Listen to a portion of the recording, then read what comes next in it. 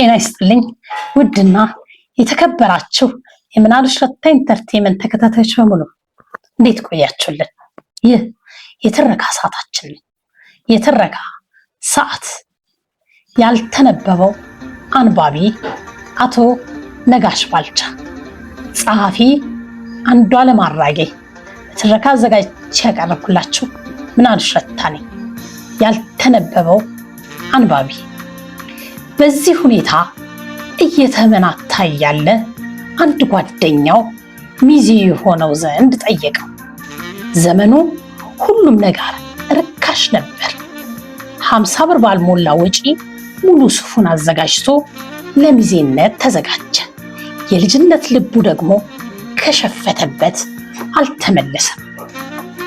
የሸፈተውን ልቡን እያዳመጠ ሚዜ ሆነ። በሴቷ በኩል ደግሞ ፋንቱ ዋሬ የተባለች ወጣት ሚዜ ሆና ተገኝታለች። ከነበሩት 4 የሴት ሚዜዎች ውስጥ የነጋሽ ቀልብ በፋንቱ ዙሪያ ሰፈረ። ሰርጉ ሰኔ 7 ቀን ነበር። ይሁን እንጂ በጉራጌ ባህል መሰረት መስከረም ላይ ለመስቀል አዲስ ያገቡ ሙሽሮች መልስ ይጠራሉ። ሙሽሮቹ ከነ ሚዜዎቻቸው ለ15 ቀን እዛው ይቆያሉ። ሚዜዎቹ ባይችሉ እንኳን ሙሽሮቹ ለ15 ቀናት እየተጋበዙና እየተዝናኑ ይቆያሉ። በመሆኑም ከ3 ወር በኋላ ልክ እንደ አገር ቤቱ የሙሽራዋ እናት በአዲስ አበባ መልስ ጠሩ። ሙሽሮቹ እዚህ ይቀመጡ፣ ሚዜዎቹ ግን ጠዋት ቁርስ እዚህ በልታችሁ ሂዱ፣ ከቻላችሁ ምሳኑና ብሉ፣ ካልቻላችሁ እራት ከዚህ በልታችሁ ነው የምትሄዱት የሚል ሕግ አወጡ። ሚዜዎቹም ሁኔታውን እየወደዱት ይመስላል። ለምሳ ማንም አይሄድም። ጠዋት ቁርሳቸውን በልተው እዚያው ሲጫወቱ ያመሻሉ። አንድ ቀን ባልታወቀ ምክንያት ነጋሽ በድንገት ታመመ። ወንድ ሚዜዎቹ ሙሽራውን አጅበው ደብረ ሊባኖስ ገዳም ደርሰው እየተመለሱ ነው። የሙሽራዋ ቤት ግቢ ደርሰው ወጣቷ ፋንቱና ሌሎች ሰዎች በዚያው ይገኛሉ። ነጋሽ የሌሊቱ መንገድ ከውርጭ ጋር ተደምሮ ስለመታው ይሆን አሊያም ሌላ ምክንያት ገጥሞት አልታወቀም። ልክ ወጣቷ ፋንቱ አጠገቧ ሲደርስ ተዝለፍልፎ ወደቀ። ፋንቱም ከሌሎች ሚዜዎችና ታዳሚዎች በተለየ የወደቀውን ወጣቱን ነጋሽ ቀና አድርጋ ውሃ አፈሰሰችበት። ጭንቅላቱን እግሯ ላይ አድርጋ ሕይወቱን ለማትረፍ በደመ ነፍስ ታገለች። የነጋሽ አቅልም ተመለሰች። ፋንቱ በአቅሉ መመለስ ብቻ አልተረጋጋችም። ብርድ እንዳይመታው ቡልኮ ደረበችለት። ፋንቱ የነጋሽን ነፍስ ለመታደግ ያደረገችው ተጋድሎ በነጋሽ ልብ ውስጥ ከፍ ያለ ቦታ ተቸረ። ይህም በሂደት እንዲቀራረቡ መንገዱን ወለል አደረገው። ነጋሽ ጠየቀ፣ የት ነው የምትሰሪው? ፋንቱ በበኩሏ የምትሰራበትን ቦታ ብቻ ሳይሆን ስራውም እንዳልተስማማት ነገረችው። ሌላም ጥያቄ አስከተለ።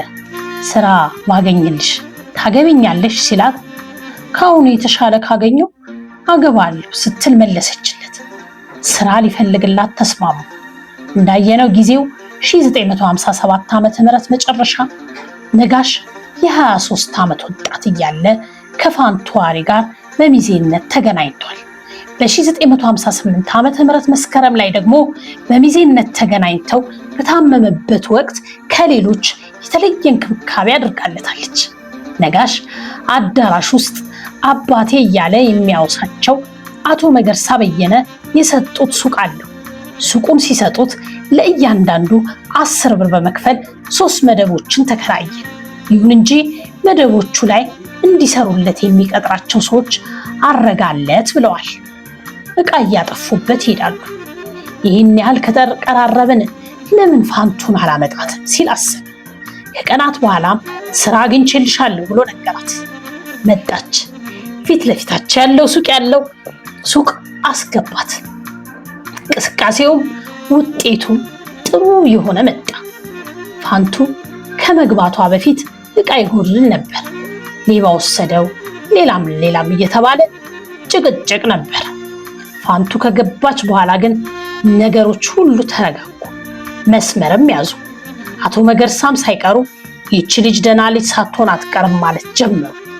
ከእርሳቸው ይህን ያህል ቡራኬ ካገኘችልኝማ በማለት ነጋሽ ዘና ብሎ የሚያስፈልጉትን ዕቃዎችን ገዝቶ ይመጣ ጀመር።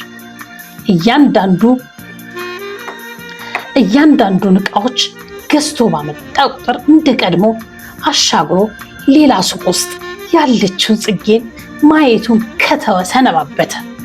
አይኑንም ቀልቡንም መሰብሰብ ጀምሯል። ነጋሽ ፋንቱን በተደጋጋሚ ያያታል። በተደጋጋሚ ሲያያት ደግሞ ሁሉ ነገሯ የሚስብ ነው። ግራ መጋባት ጀመረ። ትዳሩ እንዳይፈታ ብረቷ እናቱ ወይዘሮ አታቱ ዘብ ቆመዋል። ከዚያም በላይ በሁለት ልጆች ተባርኳል። በሌላ በኩል ደግሞ የኢኮኖሚ እድገት ምሰሶ የሆነች ሴት ሰተት ብላ ሱቅ ውስጥ ገብታ የተመሰቃቀለው ህይወቱን መስመር እያስያዘችለት ነው። ሁለት ሚስት ማግባት ደግሞ ከምንም በላይ እምነቱ አይፈቅድም። የኢኮኖሚ አቅሙም ቢሆን አይፈቅድም። ለውሳኔ ተቸገረ። ለነጋሽ መፍትሄ የመሰለው ጸብ መፈለግ ነው። ጸብ ይሻላል ብሎ በሌላ በኩል ደግሞ ፋንቱ ጓደኛ አላት የላት የሚለውን ማጣራት ነበረበት። አጣራ። ጓደኛ እንደሌላት አረጋገጠ። ስለዚህ ትዳሬን ፈትቼ አዲስ ትዳር መመስረት አለብኝ ብሎ ሲነሳ እንደሚጠብቀው እናቱ አራስ ነብር ሆኑ። ምን ሲባል ምን ታስቡ? ኧረ እንዴት ሊሞከር አሉ።